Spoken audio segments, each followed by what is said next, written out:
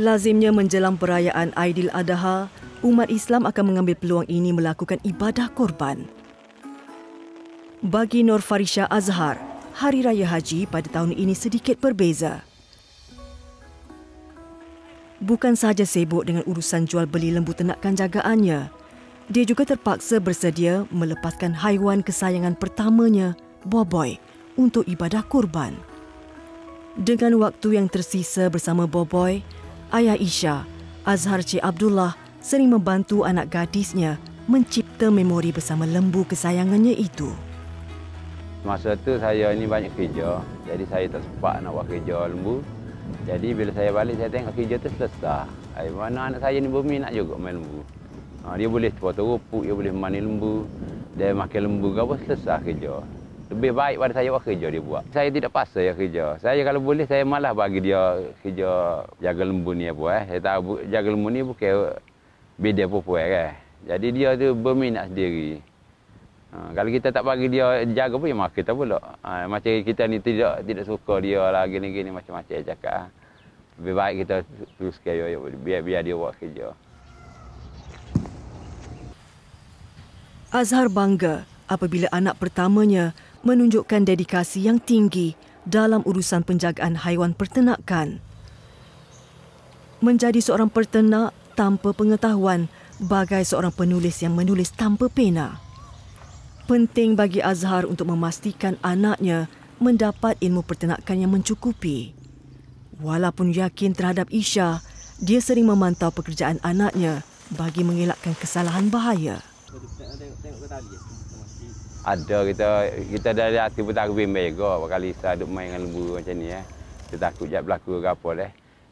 Takut berlaku ke apa. Jadi saya daripada belah itu ni, kita tengok dulu dia buat kerja tu. Kadang dia buat kerja selamat ke tidak selamat. Kita tengok dia buat kerja tu, okay, selamat kita lepas. Kalau tak selamat, kita ajar ke dia.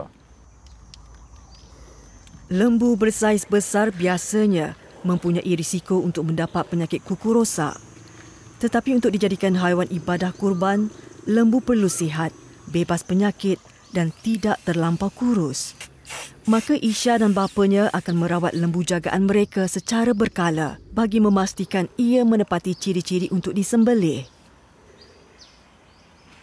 Hari ini mereka mengubati salah seekor lembu yang mempunyai kecederaan pada kukunya dengan meletakkan ubat bagi mengelakkan ia dari berulat. Kemudian, vitamin akan disuntik bagi mempercepatkan kadar kesembuhan lembu itu. Kesemua lembu di ladang milik keluarga Isha adalah untuk dijual terutama bagi tujuan ibadah kurban. Sebanyak lebih 800 ekor lembu yang telah dihantar kepada pembeli dari serata negeri di Malaysia sejak Mei lalu.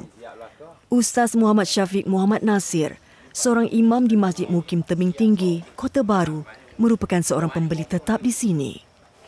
Saya ni pun, ni kali ketiga dah saya ambil di sini ni. Jadi sebelum ni Masjid Mukim pun ada buat jamuan Maulidur Rasul ke apa pun, alhamdulillah kita ambil di sini juga. Dia memang Abeha dengan Isha ni dia apabila benda-benda yang bersabit dengan benda tu bersifat sedekah untuk orang panggil kepentingan orang ramai. Makna dia bui tu dengan harganya, dengan pilihan lembunya memang puas hatilah. Harga pun cukup, memang murah lah. Kebanyakan pelanggan lebih gemar menziarahi ladang lembu dengan keluasan 4.8 hektar ini bagi melihat kualiti lembu jagaan Isha. Ustazah Asma Husin, antara pelanggan yang sanggup meluangkan masa bagi memilih sendiri lembu untuk ibadah korbannya pada tahun ini. Kita orang sebab dah lama dalam ni kan, kita orang memperhati betul lah. Satunya kadang-kadang ada lembu yang datang tu dia maksudnya datang terus dia orang jual. Jadi keadaan tu agak tak memuaskan lah dengan kurus, tak cukup makan. Tapi kalau kat sini dia orang memang tempat yang okey, luas. Lepas tu dia jaga dululah sebelum dijual. Dan lembu dia kalau orang Kelantan kata berminyak lah. Dan kalau untuk korban pun memang dia dah stok awal. Maksudnya ada lembu tu yang dah 2 bulan dia orang jaga supaya dapat yang terbaik lah kepada penduduk kampung. So sebab tu saya suka pilih kat sini. 200. Bangla yang kita tengok, yang kita tahu. Masa Syah nak jual tu, Syah tahu dah orang beli lembu untuk sembelih. Tapi Syah okey lah. Rasa sedih lah juga sebabnya kita duk main, duk dia orang makan ni kan. Dah lah kena jual. Tapi gitu lah. Sebab Syah jual lembu ni untuk korban. Untuk orang buat ibadah korban untuk jual. Tu Syah okey lah.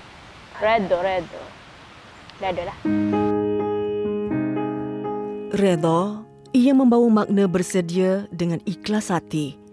Satu kata yang mudah dilontarkan tapi sukar untuk diamati. Terlihat ringan di mulut tapi berat di hati. 5 bulan Isha menjaga Boboy sehingga ke hari ini sudah tentu perpisahan ini mengundang tangis dan air mata. Lumrah sebuah pengorbanan, syarat dengan ujian dan kesedihan. Namun air mata itulah yang menjadikan saksi pengorbanan Isha demi menggapai redha yang satu. Sudah lumrah, tiada apa yang kekal abadi di dunia. Menurut Isha, kebahagiaannya bersama Boboy adalah pinjaman bermakna daripada Tuhan. Pada 22 Jun 2023, Boboy telah diserahkan kepada pemilik baru. Ia akan dikorbankan pada Hari Raya Aidiladha yang pertama. Walaupun berat hati, Isha mengikhlaskan perpisahan perit dengan sahabat karibnya ini. Kisah pengorbanan Nur Farisha Azhar wajar untuk dicontohi. Melepaskan sesuatu yang disayangi demi mengejar redha ilahi.